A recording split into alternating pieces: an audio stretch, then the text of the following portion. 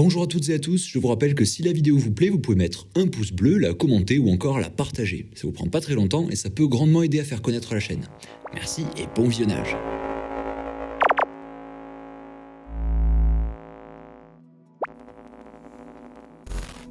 Il paraît qu'on peut faire dire ce qu'on veut aux chiffres. Aujourd'hui, épisode sur le thème du fail. Ces dernières années, vous avez peut-être entendu parler des espèces invasives, comme le frelon asiatique ou le papillon d'Asie. Punaise, c'est dingue, tous ces trucs-là viennent d'Asie. Eh ben non, le fait qu'ils viennent d'Asie n'a rien de déterminant dans cette histoire. En fait, ce qui fait que des espèces soient invasives, c'est qu'elles débarquent dans des écosystèmes où elles n'ont pas de prédateurs naturels ou de parasites. Et du coup, elles prolifèrent et elles prennent le pas sur les espèces locales. Et si vous posez la question, oui, on a des exemples d'espèces de chez nous qui ont failli causer l'apocalypse à d'autres endroits du globe. En 1959, un fermier australien du nom de Thomas Austin relâche 24 lapins de Garenne. Oh, trop mignon. Attendez, vous ne ferez plus jamais trop mignon en voyant un lapin après cette vidéo. Ce que M. Austin avait pas franchement anticipé, c'est que les lapins, ça se reproduit.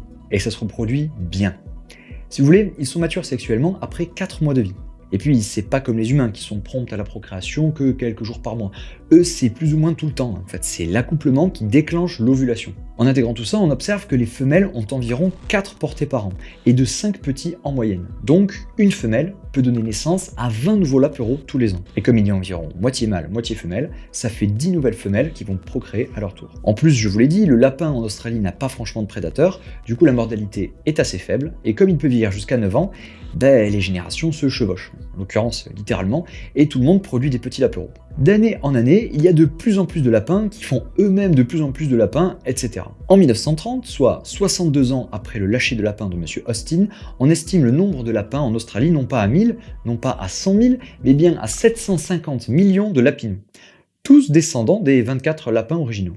Et vu le nombre de ces boules d'amour en train de becqueter l'herbe australienne, je vous raconte pas la catastrophe écologique que ça a engendré. Trop mignon. Pour donner une sorte de comparaison, les humains entre 1940 et 2019 ont passé grossièrement de 2 milliards de personnes à 7 milliards et demi. C'est même pas un millionième de la croissance qu'ont fait les lapins sur le même laps de temps. Trop mignon. Alors là, c'est la fête. Avec la subtilité qu'on leur connaît, les Australiens ont tout tenté pour endiguer la propagation des lapins. Ils ont construit notamment une clôture géante de plus de 1800 km de long. C'est juste 2 fois la longueur de la France, pour comparaison. Mais ça a servi à rien parce que les lapins étaient déjà passés de l'autre côté avant la fin de la clôture. Et ensuite, idée brillante, introduire le renard, un prédateur naturel du lapin. Sauf que là aussi, échec, il s'est mis à chasser les marsupiaux et c'est encore plus parti en cacahuète. Après, là ils sont devenus énervés et ils ont commencé à introduire des épidémies pour exterminer les lapins. Pour vous mettre dans l'ambiance, la grippe espagnole de 1918 est la pire pandémie que l'humanité ait affrontée. Et 4% de la population mondiale a succombé à la maladie en 1 an. En Australie, c'est la myxomatose qui a été choisie pour lancer les hostilités. En 10 ans, c'est 96% des lapins qui y passent. Ça, c'est ce qu'on appelle une vraie pandémie de la mort qui tue. Si la grippe espagnole avait continué à tuer pendant 10 ans, elle aurait éradiqué que 31% de la population mondiale. Donc, sur le même laps de temps, la pandémie des lapins a été 3 fois plus violente que la pire pandémie jamais enregistrée par l'homme. Il s'en passe des choses en Australie.